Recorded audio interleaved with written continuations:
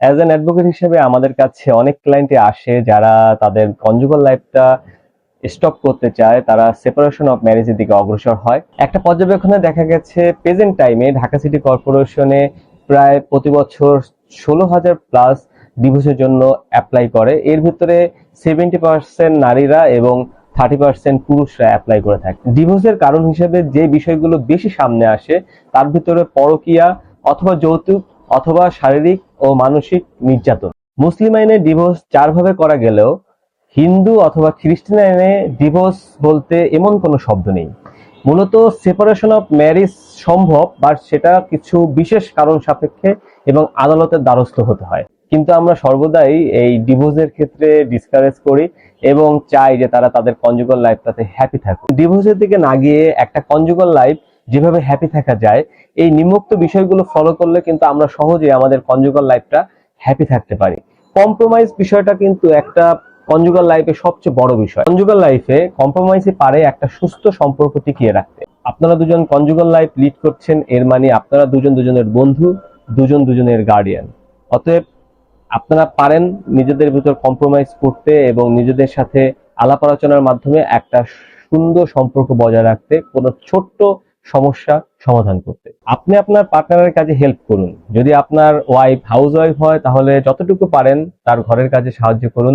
যদি তিনি job holder হয় তাহলে তার চাকরির ক্ষেত্রে পূর্ণাঙ্গ সহযোগিতা করুন। কনজুগাল লাইফে আপনার পার্টনারের সাথে যদি কোনো প্রকার মনোমালিন্য তৈরি হয় এবং আপনার ঘন ঘন মুড সুইং হয় অথবা মনে অশান্তি তৈরি হয়, তাহলে আপনি চাইলে কোনো সাইকিয়াট্রিস্টের কাছে গিয়ে কনসালটেন্ট করতে পারেন অথবা কোনো মেডিয়েটরের কাছে গিয়ে মেডিয়েশন করতে পারেন। আপনারা আপনাদের কনজুগাল লাইফটি সুন্দরভাবে লিড করতে পারেন সামান্য কিছু ট্রিক্স অবলম্বন করে। যেমন যদি আপনাদের কোনো অ্যাসেট থাকে, সেই অ্যাসেটটি আপনারা নিজেদের ভিতরে শেয়ার করতে পারেন এবং জয়েন্টলি সেটি রেজিস্টার করতে পারেন। এতে করেও কিন্তু আপনারা হ্যাপি থাকবেন আপনাদের কনজুগাল লাইফে। আপনার এবং আপনার পার্টনারের মধ্যে কোনো ডিসপিউট অ্যারাইজ হলে তৃতীয় কোনো ব্যক্তির কাছে সেটি শেয়ার করবেন না।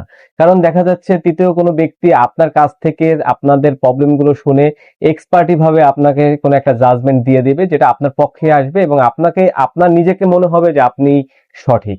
নিজেকে টাকা ইনকামের মেশিন বানিয়েন না। যদি সময় পান তাহলে আপনার সঙ্গীকে নিয়ে কোথাও ঘুরে আসুন। এতে করে আপনারা দুজন দুজনকে বোঝার এবং অনুভব করার জন্য যথেষ্ট সময় পাবেন। একটা কথা মনে রাখবেন, আপনার সঙ্গী কি বলতে চায় সেটি আপনি বোঝার চেষ্টা করুন এবং মনোযোগ দিয়ে শুনুন। তার ওপিনিয়নকে প্রাধান্য দিন। যে কোনো কাজ করার আগে দুজন আলোচনা করুন। সেপারেশনের আগে ভাবুন আপনারা যে কারণগুলোর জন্য একে অন্যের সাথে সেপারেট হতে চাচ্ছেন, হয়তো আপনারা আরো অন্য কারোর সাথে যখন জড়িত হবেন সেই কারণগুলো পুনরাবৃত্তি হতে পারে। সেপারেশনের আগে তাই সময় নিয়ে ভাবুন এবং নিজেকে সময় দিন। ইন কেস আপনার পার্টনারের সাথে কোনো বিষয় নিয়ে ডিসপিউট অ্যারাইজ হলো এবং আপনারা সেই বিষয়টি নিয়ে কোনো তৃতীয় কোনো ব্যক্তির কাছে গেলেন এবং সেই তৃতীয় ব্যক্তিটি যদি আপনাকে প্রথমেই সেপারেট হওয়ার জন্য পরামর্শ দেয়, তাহলে তাকে ইগনোর করুন। ডিভোর্স মানে যে আপনারা দুজন সেপারেট হয়ে গেলেন, বিষয়টা কিন্তু তা না। একটা ডিভোর্স হলে একটা পরিবার বিচ্ছেদ হয়ে যায়, একটা সামাজিকতা নষ্ট হয়ে যায়, অনেক সময় দেখা যায় একটা সন্তানের লাইফ ফেল হয়ে যাচ্ছে। সুতরাং ডিভোর্স করার আগে অবশ্যই আপনারা ভাবুন। তবে হ্যাঁ, যে সম্পর্কে পালস থাকে না সে সম্পর্কটা টিকিয়ে রাখা দুরূহ হয়ে পড়ে। সে সম্পর্কটি জোর করে টিকিয়ে রাখারও কোনো মানে হয় না। সুতরাং হার্ড অ্যান্ড কোর চেষ্টা করুন আপনার কনজুগাল লাইফটি টিকিয়ে রাখার। যদি একান্তই পালস না পান তাহলে সঠিক আইনি প্রক্রিয়ার মাধ্যমেই আপনারা সেপারেশন বেছে নিতে পারেন।